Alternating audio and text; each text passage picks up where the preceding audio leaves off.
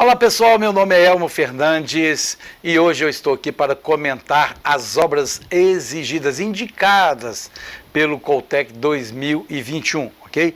Trata-se, até trouxe uma plantilla aqui, de um romance histórico Triste Fim de Policarpo Quaresma, de Lima Barreto, depois também de 5 contos de Júlia Lopes de Almeida, e 7 crônicas de Carlos Drummond de Andrade. Eram 8, viu? Mas Conselhos de um Velho Apaixonado foi retirado da lista, tá?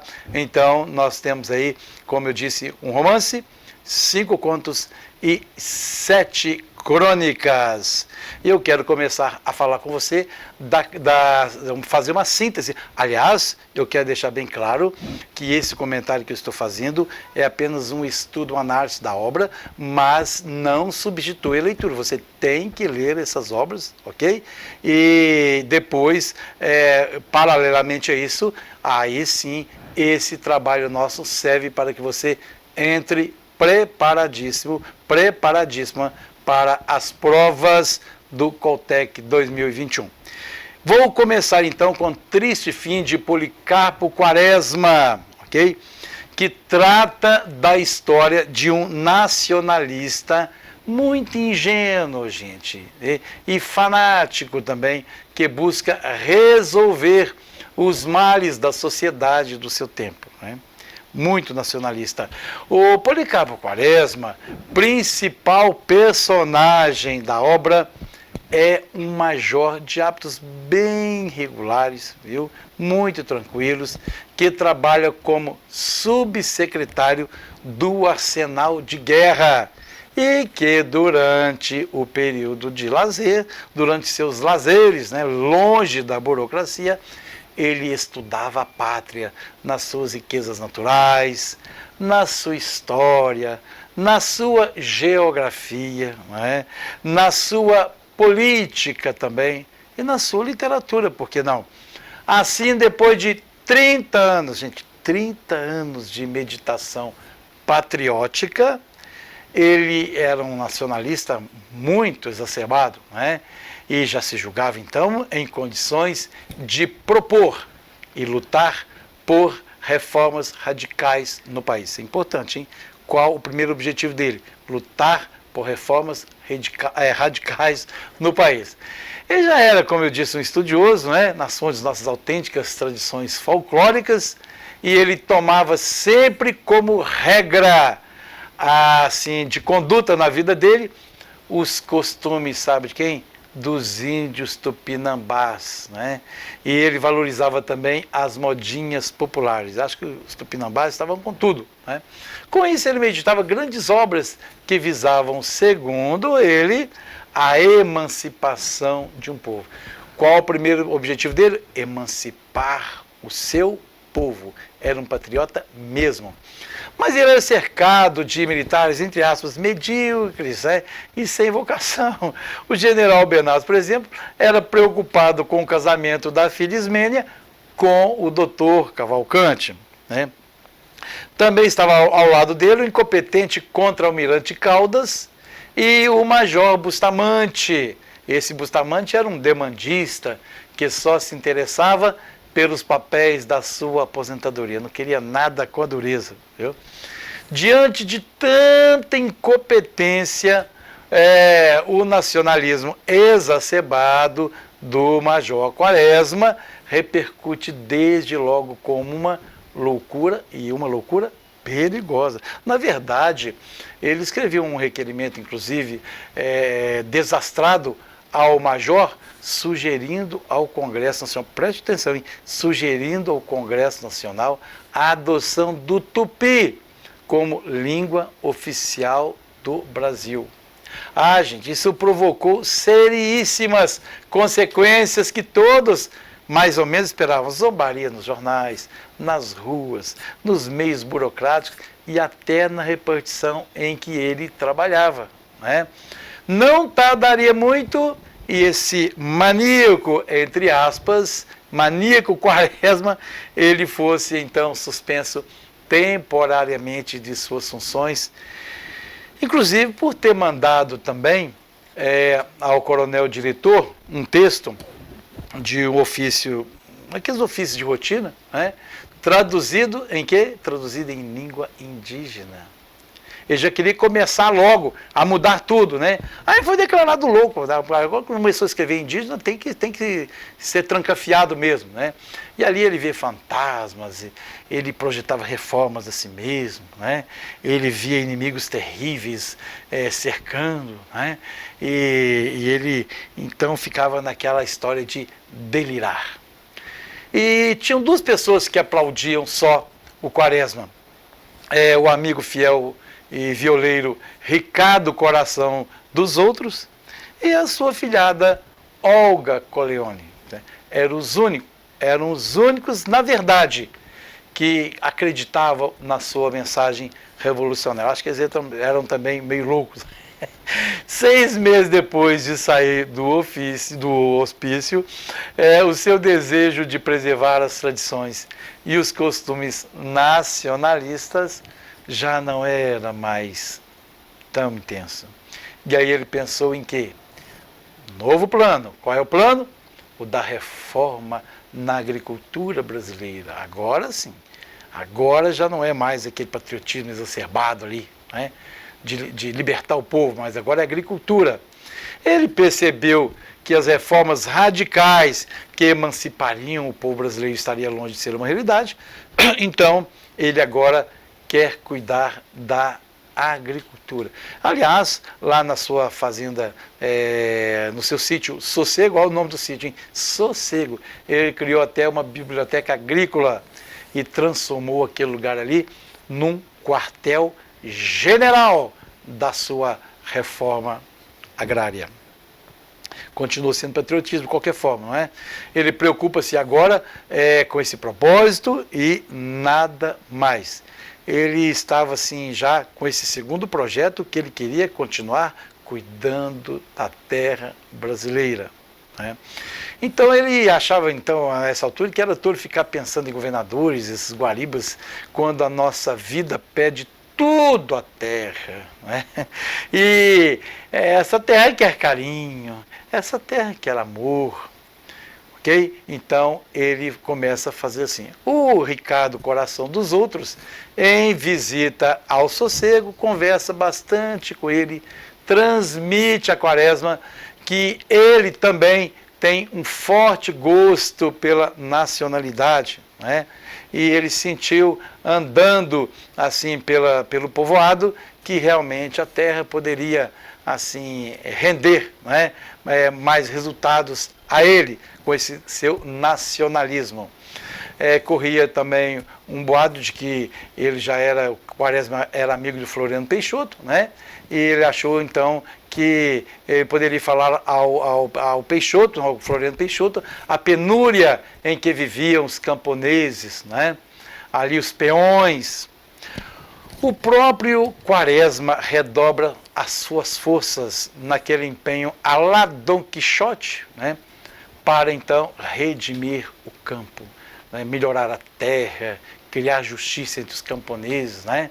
Chegando mesmo a lamentar a falta de solidariedade que ele sentia nos trabalhadores, nos próprios trabalhadores rurais.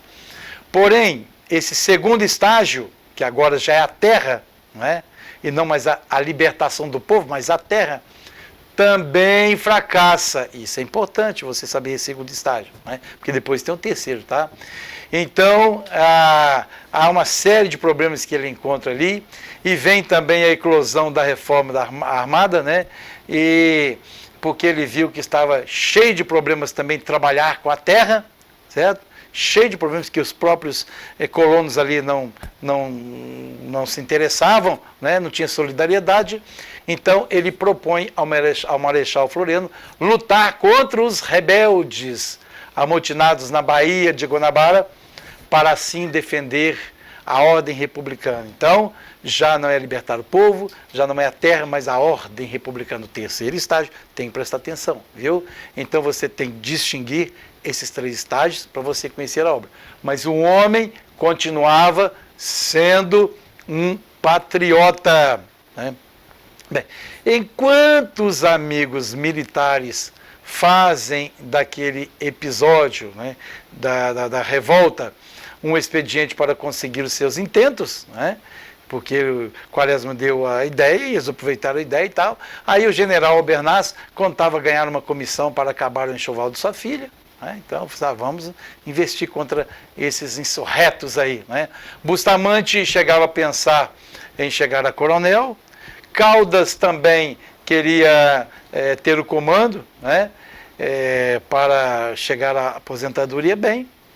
E Quaresma leva a Floriano Peixoto depois um memorial para a recuperação da agricultura brasileira. Puxa vida, mesmo ali, contra os rebeldes, ele leva ali um memorial ainda sobre a terra. No entanto, Floriano nem lhe dá atenção, viu? Deixando levar pelos bajuladores, que lhe pedem os postos de comando para os combatentes. Né? Então ele está ali querendo preocupar-se com o combate, mas não se esquecendo da terra. É o terceiro ponto, mas lembrando sempre do segundo. Né? Aí o Marechal Floriano, ele rasga, sabe, essa mensagem ali, e manda um bilhete para um subalterno, ele rasga assim para usar, né, como papel mesmo, para mandar a um subalterno. Mesmo assim, o Floriano Peixoto pede a Bustamante que incorpore Quaresma como chefe de destacamento, mas era uma missão para cujo cargo Quaresma não tinha esse espírito guerreiro. Moderado demais para a missão de comando, ele é desautorizado por ser condescendente para com seus soldados. Né? É um absurdo, né, gente? Então, parece que queriam arrebentar com o homem mesmo. O próprio Floriano Peixoto, numa inspeção de rotina, o considerava um visionário. Aí houve um problema. Ferido em combate, Quaresma é internado. E com o fim da revolta e a vitória de Floriano com seu destacamento, que exercera, né, ali na Ilha das Enxadas, Quaresma acabou sendo carcereiro, pois o comando, então, já que ele estava ferido, agora carcereiro, coube a Bustamante. Aí, humilhado e doente, ele é preso e levado para a Ilha das Cobras por ter redigido um protesto, agora em defesa dos soldados, inexplicavelmente presos sob suas vistas. Reconhecendo então Policarpo Quaresma que a pátria quisera, que ele amava, né? Era apenas um mito, aquela criação, né? Ele então acaba ficando desolado e acaba sendo fuzilado injustamente pela ordem arbitrária que ele ajudou a defender. Então, e aí termina a obra Triste Fim de Policarpo Quaresma. No final das contas, né, ele é ferido, ele é levado a carcereiro e depois ele acaba sendo julgado pelas suas ações ali e ele é fuzilado. Aí, Triste Fim de Policarpo Quaresma, ok? Bem, agora nós vamos falar da seleção de contos de Júlia Lopes de Almeida. Bem, como eu disse, são 5 contos da Júlia Lopes de Almeida. E esses 5 contos são muito interessantes, mas eu não vou comentar um por um desses contos. Por quê? Vou comentar do caso Drummond de Andrade, mas esses eu não vou comentar, sabe por quê? Porque esse trabalho já está extremamente bem feito lá pelo professor Eurípides Braga no YouTube, no seu canal Literatura e Mundo. Muito bem feito esse trabalho, viu? Você pode entrar no canal, repito, Literatura e Mundo e assistir aos vídeos de todos os 5 contos selecionados de Júlia Lopes de Almeida. O professor, conta para mim então pelo menos quais são os contos. Tudo bem? Quais são os contos? Primeiro, é o conto Ânsia, Ânsia Eterna, que é também o nome da obra Ânsia Eterna. Então, não se pode confundir o que está sendo indicado é o conto Ânsia Eterna, que está na obra do mesmo nome, ok? Ânsia Eterna. O segundo conto é A Caolha. O terceiro conto é A Rosa Branca. O quarto conto é O Caso de Ruth. E o quinto conto é In Extremis, ok? Muito bem feito lá, você pode conferir. Agora sim, eu vou falar sobre os contos de Carlos Drummond de Andrade. Na verdade, as crônicas de Carlos Drummond de Andrade. A primeira é Como Comecei a Escrever, né? Tem também A Viúva Loura, Margarida, Viagem a Paris, Caso de Arroz, Serás Ministro, Recalcitrante, né? Aí você pergunta, professor, e o conto Conselhos de um Velho Apaixonado que eu vi no programa? Olha, esse conto foi, desculpe gente, essa crônica foi retirada da lista pelo Coltec, certo? Então, como comecei a escrever, então vamos falar sobre ele, né? É um relato pessoal de Carlos Drummond de Andrade, tá? É a primeira crônica. Ele conta como era 1910, quando não havia rádio nem televisão e o cinema ainda não havia chegado ao interior e nos rincões do Brasil afora, não é? Então, geralmente as notícias chegavam depois de 3 dias, né, quando eram antes publicadas no Rio de Janeiro. O autor fala também que naquela época ainda não sabia ler e escrever, né? E ele ficava fascinado com as figuras coloridas nos jornais de domingo. Aí ele diz que tentava decifrar o que estava escrito, né? Segundo ele, que era por códigos, né? Acaba sendo código mesmo, mas sua mãe tentava ajudar decifrando esses códigos, né? As letras. Quando foi para a escola, já tinha noção e uma certa relação com aquele mundo fantástico, aquele universo das letras.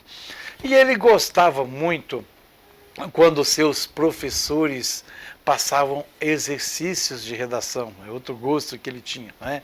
Para ele era uma forma de aplicar o seu poder de expressão, ele gostava de redação, né? Carlos Drummond de Andrade é Carlos Drummond de Andrade que gostava de redação, né? É interessante como ele também ficava motivado quando recebia elogios dos seus professores, né? Parece que todo o seu esforço era ali recompensado pelos elogios, né? E ele tinha um irmão que estudava na capital e ele colaborou também para o universo literário, esse universo fantástico de Drummond. Esse irmão lhe enviava livros e revistas, né? E o autor ia se habituando a esse universo.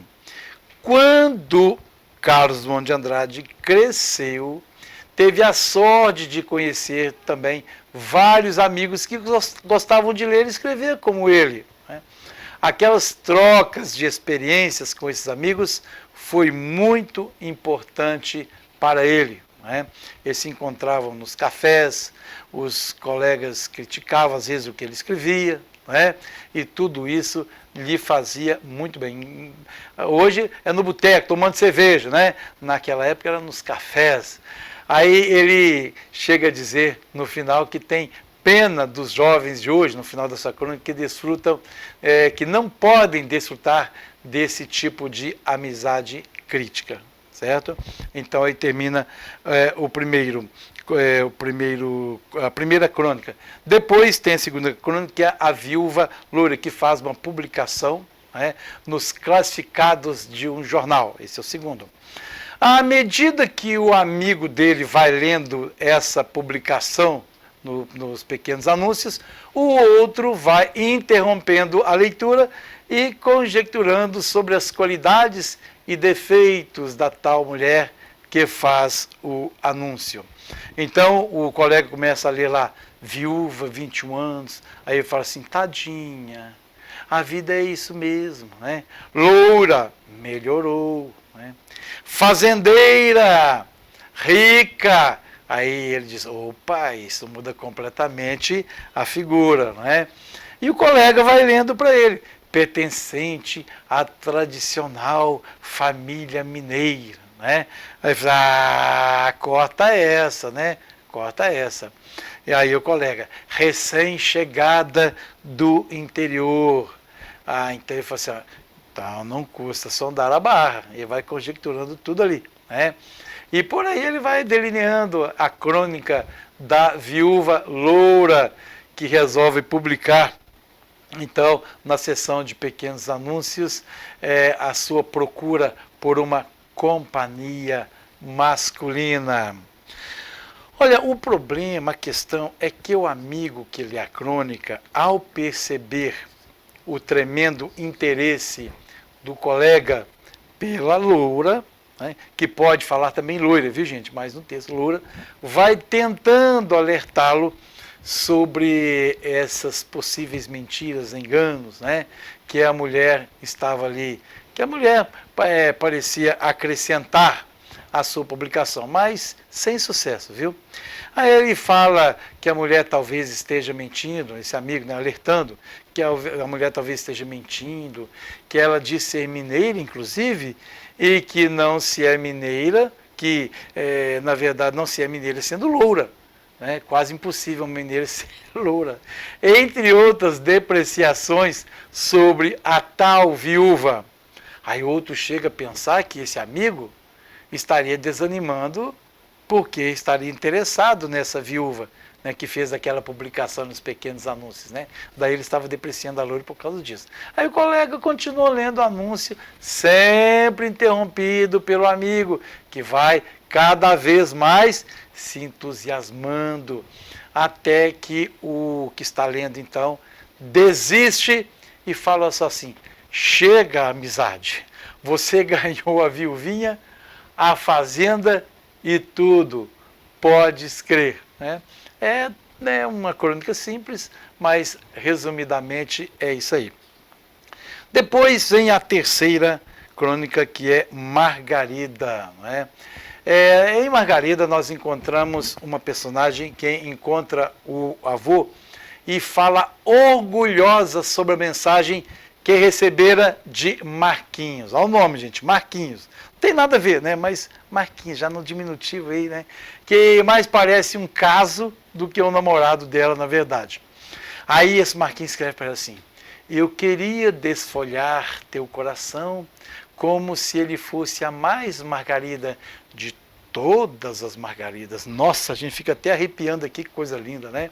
Ela comenta isso com o avô, essa genialidade do tal Marquinhos. Mas o avô disse que a frase seria de Rubem Dario e não de Marquinhos. O avô era muito culto, né? Num primeiro momento, ela pensou que talvez Marquinhos tivesse pedido emprestado a Dario, né? Para que ele escrevesse isso, né? Usar seu texto para escrever para ela. Mas o avô desconversou. Afinal, Margarida, ele morreu em 1916. A moça ficou muito desiludida, sabe? E o avô tentou então consertar, simulando, né? Inventando, que na verdade ele havia feito, era uma confusão tremenda, sabe? Quer saber de uma coisa? Dario não gostava nada disso. Na verdade, Dario nem gostava de flores, muito menos de Margarida. Aliás, ele era alérgico por Margarida. Então, que talvez aquilo realmente fosse de Marquinhos, né? Mas que por mais romântico que fosse Marquinhos, que ela continuasse, por via das dúvidas, a esconder uma pétala de reserva. E fechou o diálogo com o avô, então, com essa tirada. Olha o que ela disse para o avô. Pode deixar por minha conta. Puxa, quase que eu parava de transar com Marquinhos por causa do senhor. Agora tá legal. Tchau, vovô. E o vovô, então, disse, foi assim, escreveu na verdade, foi assim que ela me agradeceu, a mentira generosa, a bandida, né, gente? Então ele tentou consertar as coisas para ela, ficou pior. Bem, o quarto é Viagem a Paris, certo? Olha, com um excelente tom, bem-humorado, Drummond escreve um diálogo entre dois conhecidos. O primeiro, por curiosidade, interpela o outro com várias perguntas sobre o motivo da viagem a Paris. Mas o segundo, que estava sentado ao lado dele, responde as perguntas com um sonoro não, não, não, não. Então, ao final, o interlocutor apela, diz ao conhecido que ele hoje estava medonho, respondendo a todas as suas perguntas, só com um monossilábico, não, não, não. Aí o outro, então, responde o seguinte, olha, não. Aproveitando mais esse não, né, esse último não aí o outro resolve, então, continuar aquela conversa, certo? Aí ele diz assim, então vamos recomeçar a conversa. O senhor vai a Paris? Eu disse assim, vou. E que é que vai fazer em Paris? Né? Ver, meu Deus, monossilábico de novo, né? Ver o quê?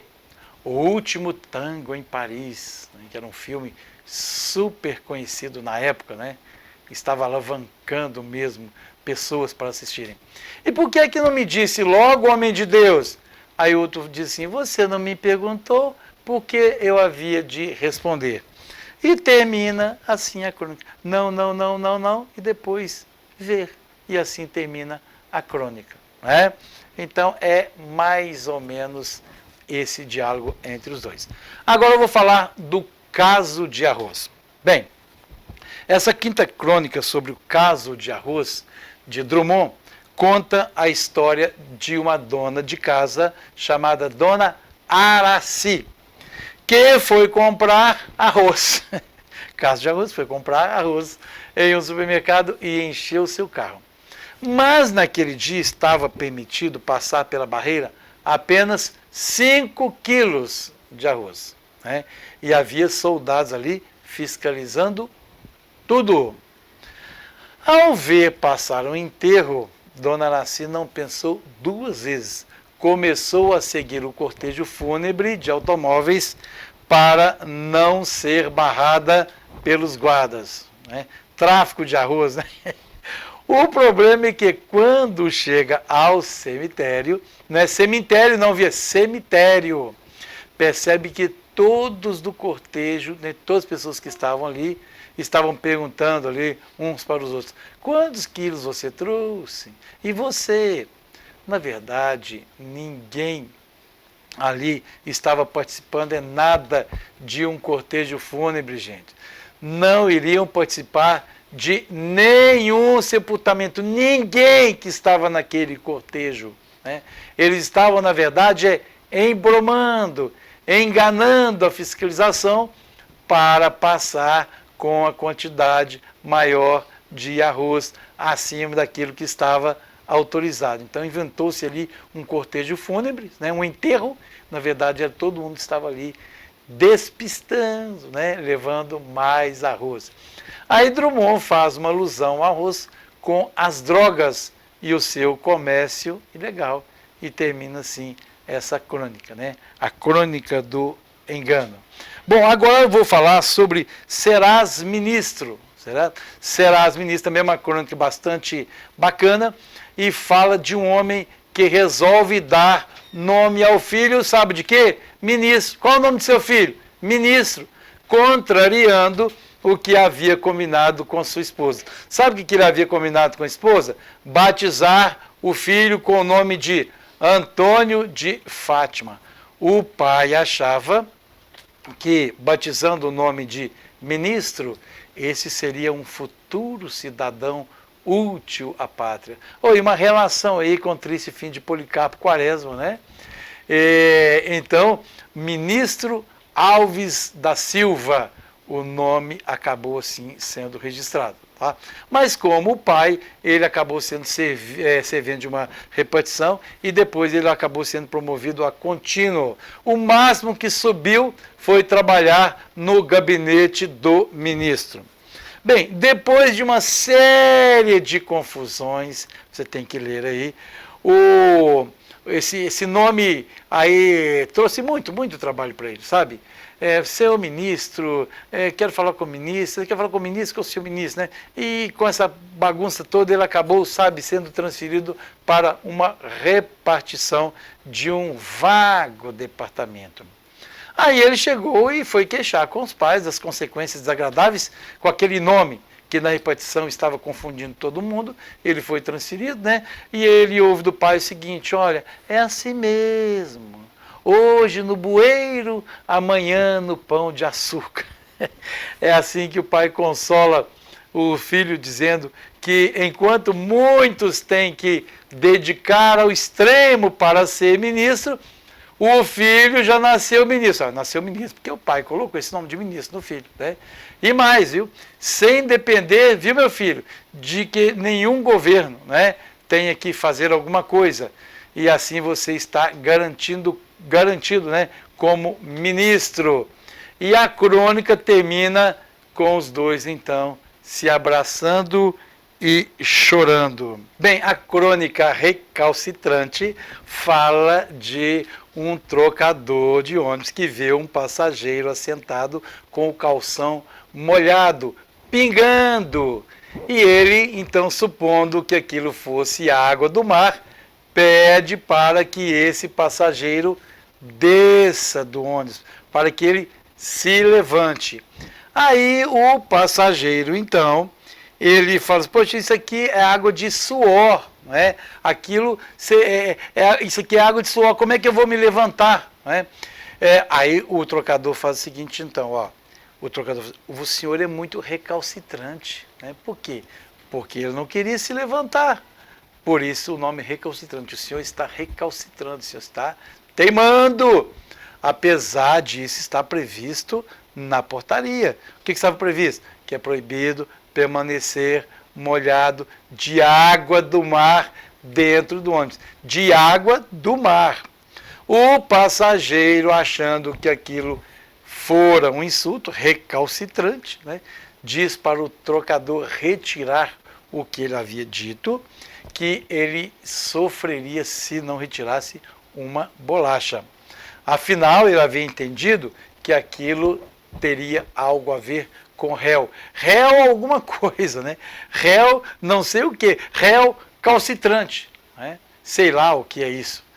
E a crônica termina dessa forma: retira, não retira, retira, não retira, o ônibus chegou, aí ele usa a primeira pessoa, ao meu destino. Eu paro infalivelmente no meu destino, né? Fiquei sem saber que consequências físicas outras palavras teriam com o emprego recalcitrante, né? Então o autor fica pensando: puxa vida, como é que as palavras podem ter destinos se as pessoas não conhecem? Então, quer dizer, levanta, não levanta, sai, não sai, acabou que o ônibus chegou ao seu ponto final.